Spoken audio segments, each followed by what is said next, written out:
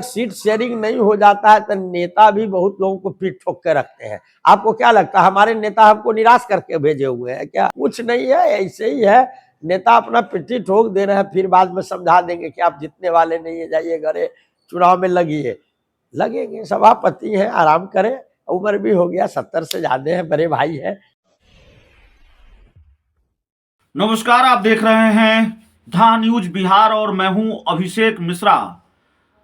देखिए, नीतीश कुमार जो जेडीयू के राष्ट्रीय अध्यक्ष बने हैं, बिहार के मुख्यमंत्री नीतीश कुमार जेडीयू के राष्ट्रीय अध्यक्ष बनते ही उन्होंने एक टिकट कंफर्म कर दिया कि बिहार की सीतामढ़ी लोकसभा सीट से बिहार विधान परिषद के सभापति देवेश चंद्र ठाकुर पार्टी के उम्मीदवार होंगे। और देवेश चंद्र ठाकुर के नाम का ऐलान होते ही इंडिया गठबंधन में घमासान शुरू हो गया है। सीतामढ़ी के पूर्व सांसद और आरजेडी के नेता अर्जुन राय ने मोर्चा खोल दिया है और अर्जुन राय ने इस बात पर भी सवाल उठाए हैं कि बिना सीट शेयरिंग के सीटों का ऐलान कोई कैसे कर सकता है। एक तरह से उन्होंने मुख्यमंत्री नीतीश कुमार के फैसले पर भी सवाल उठाए हैं, क्योंकि मीडिया रिपोर्ट्स में ये चर्चा सामने आई, ये बात सामने आई कि जेडीयू की राष्ट्रीय कार्य समिति और कार्य परिषद की बैठक में, जेडीयू की राष्ट्रीय परिषद की बैठक में नीतीश कुमार ने ऐलान कर दिया कि सीतामढ़ी सीट से देवेश चंद्र ठाकुर उम्मीदवार होंगे पार्टी के। और ये बात पता नहीं आरजेडी को नागवार गुजरी है या नहीं गुजरी है, लेकिन आरजेडी के पूर्व सांसद अर्जुन राय को बहुत नागवार गुजरी है। और अर्जुन राय ने इस बात पर सवाल उठाए हैं कि कैसे बिना सीट शेयरिंग के कोई उम्मीदवार उतार सकता है, और उन्होंने मोर्चा खोल दिया है देवेश चंद्र ठाकुर के खिलाफ। कहा यह भी जाता है कि आज मीटिंग हुई है, अर्जुन राय और कई नेता, जेडीयू आरजेडी के कई नेता शामिल रहे हैं, देवेश चंद्र ठाकुर के खिलाफ मीटिंग हुई है। और अर्जुन राय ने क्या कहा है, एक तरह से देवेश चंद्र ठाकुर पर उन्होंने तंज भी कसा है। उन्होंने कहा है कि उम्र हो गई है, कहाँ वो चुनाव लड़ेंगे, तमाम तरह की बातें कही हैं। तो देवेश चंद्र ठाकुर को लेकर अर्जुन राय क्या कह रहे हैं, जरा सुन लीजिए।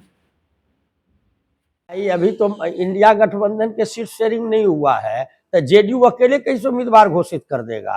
वो तो साझा सभी पार्टियों के सीट तय होता है तब तो घोषणा होती है। ऑब्वियसली ये बात है। तो कोई आदमी सेल्फ डिक्लेयर्ड कैंडिडेट है, उसके बारे में मुझे कुछ नहीं कहना है। मेरे पास तो 100 आदमी है सीतामढ़ी में जिनकी क्षमता देवेश जी से ज्यादा वोट लाने की है। और जो जातीय गणना हुई है अभी बिहार में, उसमें सीतामढ़ी में जिस बुनियाद पर हम बैठे हैं, 50 बरस सांसद रहा है जो सामाजिक व्यवस्था में है, तो उनका कहाँ तक सवाल आता है? वैसे जब तक सीट शेयरिंग नहीं हो जाता है तो नेता भी बहुत लोगों को पीठ ठोक के रखते हैं। आपको क्या लगता है हमारे नेता हमको निराश करके भेजे हुए हैं क्या? हम जो लोक संवाद यात्रा 1 अगस्त से घूम रहे हैं गांव गांव और 10-15 वर्षों से लगातार जमीन को कुरेद रहे हैं, लोगों के बीच में खुद को एक सच्चा सेवक के रूप में एस्टेब्लिश कर चुके हैं या कर रहे हैं, ये हमारे नेता को मालूम है। लालू, आप ये कह रहे हैं कि लालू यादव ने आश्वासन आपको दे दिया है और आप इसकी तैयारी में लग गए हैं, चुनाव की तैयारी में लगे हुए? मैं तो 24 आवर 5 साल चुनाव के तैयारी में रहते हैं और आज तक के रिकॉर्ड देख लीजिए। 9 में चुनाव लड़ा, जेडीयू से जीता, 14 में लड़ा जेडीयू से, 19 में लड़ा आरजेडी महागठबंधन से। तो हमारा तो सीटिंगों कट के मुझको मिलता है, तो नया कहां से इंटर कर जाएंगे? जनता में कुछ है क्या?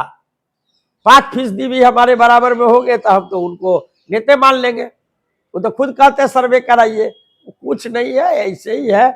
नेता अपना पिट्ठी ठोक दे रहे हैं, फिर बाद में समझा देंगे कि आप जीतने वाले नहीं है, जाइए घरे चुनाव में लगिए।